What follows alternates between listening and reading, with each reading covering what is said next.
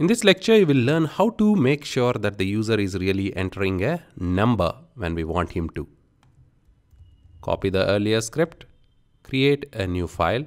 We are going to ask the end user to enter any numbers from 1 to 10. Enter a number from 1 to 10. Instead of registration.jsp, you can have it as numbers.php. It doesn't matter, we don't have that file anyways. Get rid of the second field, which is the password, and change this to number, and the name will be num. The value you can change it to submit. Save it as numbers validation.html,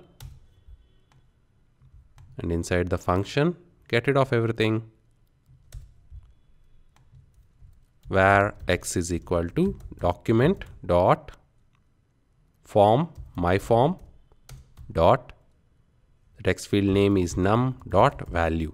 Once we have the value, we need to check if the user is really entering a number. To do that, JavaScript gives us a is nan, n capital, a small, and again n is capital. Nan stands for not a number. If it returns true, that means the user has entered a non-numeric value and the validation should fail. Or x is less than 1 or x is greater than 10. We are making sure that the user is really entering a value which is within 1 and 10. If that's not true, alert within double quotes, please enter a valid number between 1 to 10 within that range.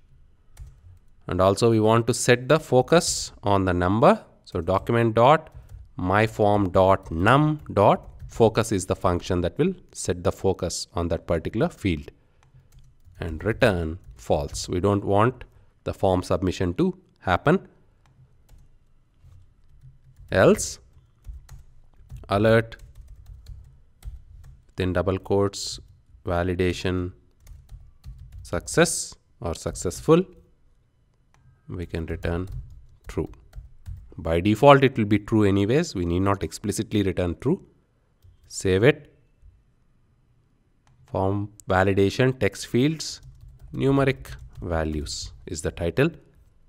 Open it in the web browser. Numbers validation. Enter a number which is valid 8. Submit. Validation is successful. Hit OK and it will be submitted to a numbers.php page which doesn't even exist. Go back, refresh, enter 12, submit, and it says please enter a valid number between 1 to 10. Hit OK and the focus goes to the number field.